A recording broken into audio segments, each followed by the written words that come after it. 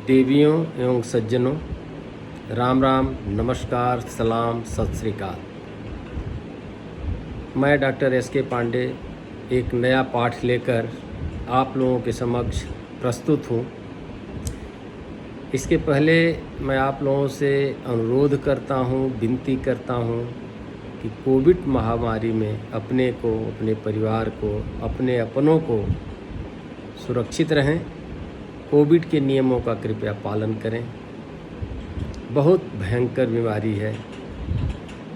जो इससे प्रभावित हुआ, जिसका परिवार प्रभावित हुआ, वो बहुत कराहते हुए बताते हैं कि बहुत ही खराब समय चल रहा है। अतः मैं आप सभी से अनुरोध करता हूँ, कृपया कोविड प्रोटोकॉल का पालन करें और अपने को बचा के रखें। गन्ना कीट के बारे में पीछे तक मैंने ये बताया था, विभिन्न गोत्रों के माध्यम से कीड़ों के बारे में बताया और ये भी बताया था कि जो छिद्रक कीट हैं, बोरर्स हैं, उनमें 4 अवस्थाएं पाई जाती हैं।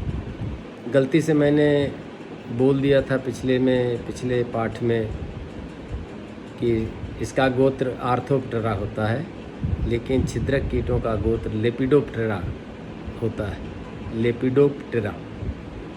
तो कृपया क्षमा करेंगे और इसको लेपिडोप्टेरा समझेंगे। तो लेपिडोप्टेरा के अंतर्गत आने वाले कीड़ों में 4 अवस्थाएं पाई जाती हैं। अंडे से निकलती हैं सुंडियां, जिनको कैटरपिलर कहते हैं, और यही कैटरपिलर फसलों के विभिन्न भागों को, गन्ने के विभिन्न भागों को बुआई से लेकर कटाई तक नुकसान करती हैं। नर मादा तो कुछ नहीं करते। और ये विभिन्न मौसम में ये सुंडियां अंडे से निकलने के बाद, सुंडियां जिनको कैटरपिलर कहते हैं, ये 4 या 5 पीढ़ियों में, जिनको पीढ़ियाँ कहते हैं, जिसको बोला जाता है ब्रूड, अंडा से निकलने के बाद जो सुंडी बहुत ही छोटी होती है, वह कुछ दिनों तक अपनी केंचुल छोड़ते हुए फिर दूसरे रूप में आती है। तो दूसरी पीढ़ी होती है, तीसरा प्रारूप होता है, फिर तीसरा प्रारूप के बाद फिर अंडे निर्मोह करते हैं, केंचुल छोड़ के जाते हैं, चौथा प्रारूप होता है। इस तरह 5 प्रारूप के बाद फुल ग्रोन, पूर्ण विकसित कैटरपिलर होता है और इनके द्वारा पहले प्रारूप से ही नुकसान शुरू हो जाता है और 5वें प्रारूप तक के कैटरपिलर नुकसान करते रहते हैं। अंततः ये कैटरपिलर प्यूपा के रूप में परिवर्तित हो जाते हैं, चाहे वो ज़मीन में हो जाएं, चाहे गन्ने के बीच में हो जाएं, चाहे पत्तियों पर हो जाएं, कहीं भी ये अगली पीढ़ी प्राप्त करने के लिए प्यूपा का रूप धारण कर लेते हैं। प्यूपा के अपने बॉडी को, अपने शरीर को एक कैटरपिलर अपने में समेट लेते हैं और समेटने के बाद एक खोल बन जाती है, शंकुकार की और शंख के आकार की खोल बन जाती है। उस अवस्था में ये सुंडियां अपना खाना पीना बंद कर देती हैं और मौसम के अनुसार हफ्ता, 10 दिन या 15 दिन तक इस अवस्था में पड़ी रहती हैं और पुनः इसमें से माद निकलते हैं। कुछ प्यूपा से नर निकलते हैं, कुछ प्यूपा से मादा निकलती हैं। पुनः नर और मादा, अगली पीढ़ी की मादा अंडा देती है। इसी तरह कई पीढ़ियाँ होती हैं बोरर में, 4-5 पीढ़ियाँ होती हैं, जिनको ब्रूड भी कहा जाता है। तो बोरर की ये कहानी है। और सारे बोरर, जितने बोरर हैं, उसमें 4 अवस्थाएं होती हैं: अंडा, लार्वा, प्यूपा, एडल्ट। अब हम बात करें कि आर्थोप्टेरा, इसके अंतर्गत टिड्डा जो उछल कूद के सीधे, कुछ इन लेपिडोप्टेरा और कोलियोप्टेरा 2 गण ऐसे हैं, जो गोत्र ऐसे हैं, जिसमें 4 अवस्थाएं पाई जाती हैं, जो गन्ने में लगते हैं प्रमुख रूप से। कोलियोप्टेरा जो प्रौढ़ जिनके गुबरौला होते हैं, भृंग होते हैं, गोल गोल होते हैं, उनका पंख बहुत कठोर सा होता है, ये बड़े कम उड़ान भर सकते हैं। इनको बिटल कहते हैं और बिबिल कहते हैं। बिबिल किसको कहते हैं? जिसमें सूंड निकला होता है उसको बिबिल कहते हैं, और जिसमें सूंड नहीं होता, फ्लैट माउथ पार्ट होता है काटने चबाने वाला, उसको हम बिटिल कहते हैं। तो बिटिल और बिबिल, इसमें भी 4 अवस्थाएं होती हैं: अंडा, ग्रब, प्यूपा, एडल्ट। इसके लार्वा को हम ग्रब कहते हैं। बोरर के लार्वा को, अंडा से निकलने वाली अवस्था को हम कैटरपिलर कहते हैं, और बिटिल के द्वारा दिए गए अंडे से निकले लार्वा को हम ग्रब कहते हैं। इसी तरह मक्खी के द्वारा जो अंडा दिया जाता है, उससे जो कैटरपिलर जो लार्वा निकलता है, उस लार्वा को हम मैगॉट्स कहते हैं।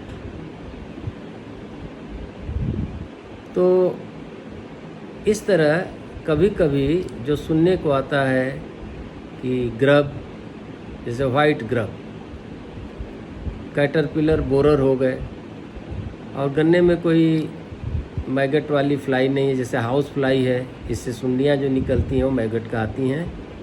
तो ये एक चीज़ मुझे बताना था कि आपको जो कन्फ्यूजन होता है कैटरपिलर, ग्रब, मैगट, निम्फ। अब निम्फ की बात करें, दीमक एक ऐसा कीट है, दीमक अंडा देता है, अंडे से सीधे बच्चे निकल जाते हैं, और वो बच्चे जो वो भी अपनी केचुल छोड़ते हैं, उनको कहते हैं first instar, second instar, third instar, fourth instar, fifth instar. 5 बार अपनी कोई त्वचा बदल कर वो बढ़ते हैं, और बढ़ने के क्रम में प्रौढ़ हो जाते हैं। इसी तरह टिड्डी है, टिड्डी में सुंडियाँ नहीं होती, टिड्डी सीधे अंडा देती है, अंडे से इसके बच्चे निकलते हैं, जिन्हें हम निम्फ कहते हैं। फिर निम्फ अपनी त्वचा बदलते बदलते 4-5 बार में first instar, second, third, fourth, fifth instar तक फिर ये प्रौढ़ बन जाता है। निम्फ में पंख का विकास धीरे धीरे होता है, और प्रौढ़ होते तक पूर्ण विकास हो जाता है। 1, 2, 3, 4 पीढ़ियों तक पंख नहीं होता, पंख का विकास होता है। और निम्फ में, जिसको शिशु कहते हैं, जननांग विकसित नहीं होते हैं, प्रौढ़ होते होते पंख और जननांग विकसित हो जाते हैं। लेकिन शिशु और प्रौढ़ दोनों ही फसल को शुरू की अवस्था से ही नुकसान करते हैं। तो ये कुछ मोटी मोटी बातें जो मुझे बतानी थी, जो आपको कहीं कहीं कन्फ्यूजन होता था, ये सब चीज़ें क्या हैं। तो आज आज के पाठ में हमने ये आपको बताया कि सुंडियाँ क्या होती हैं, ग्रब क्या होता है, मैगट क्या होता है, निम्फ क्या होता है, एडल्ट क्या कहते हैं। एडल्ट कुछ भृंग जो गुबड़ौला टाइप होते हैं, मक्खियाँ होती हैं, और मॉथ होते हैं। यही 3 प्रकार के कीड़े गन्ने की फसल को, मक्खियाँ तो हैं नहीं, और दीमक है। तो आइसोपिटरा, आर्थोपिटरा, लेपिडोप्टेरा, ये 3 प्रकार के गोत्र के कीड़े हैं जो नुकसान करते हैं। और पायरिल्ला भी है, हाइमेनोप्टेरा में है, होमोप्टेरा में, हेट्रोप्टेरा में, वाइट फ्लाई है, होमोप्टेरा में। कहने का मतलब ये सब बोरर के और कोलियोप्टेरा के अलावा, ग्रब के अलावा सब में अंडे के बाद शिशु निकलते हैं, निम्फ निकलते हैं, और वो दोनों ही फसल को नुकसान करते हैं। ये रही कीटों के बारे में एक सामान्य जानकारी, जो किसान भाइयों को इनके कंट्रोल के लिए, इनके जब हम आगे के पाठों में चर्चा करेंगे, तो मैं कहीं कैटरपिलर कहूँगा, कहीं ग्रब कहूँगा, कभी निम्फ कहूँगा, तो आपको बात समझ में आ जाए, इसलिए इस चीज़ की चर्चा मैंने यहाँ की है। और आगे छिद्रक के विभिन्न छिद्रकों के बारे में मैं विस्तार से चर्चा करूँगा। एक एक छिद्रक कीट को उठाऊँगा, उस छिद्रक कीट की पहचान, छिद्रक कीट के जीवन चक्र, छिद्रक कीट के द्वारा किए गए लक्षण, क्षति के लक्षण, इनसे होने वाली क्षति और इनका समेकित कीट प्रबंधन। समेकित कीट प्रबंधन अपने आप में एक बहुत रोचक विषय है जिसकी चर्चा मैं करूंगा। तो अभी बस इतनी भूमिका दिया और कल से मैं समेकित कीट प्रबंधन बता के आगे से हर कीट का, गन्ना के प्रमुख कीटों का सब कुछ बताते चलूँगा, जिससे आप आश्वस्त होते चलें और अपना गन्ना फसल को सुरक्षित करते हुए अपनी आकी हुई उपज को प्राप्त करें। धन्यवाद। जय जवान, जय किसान, जय हिंद।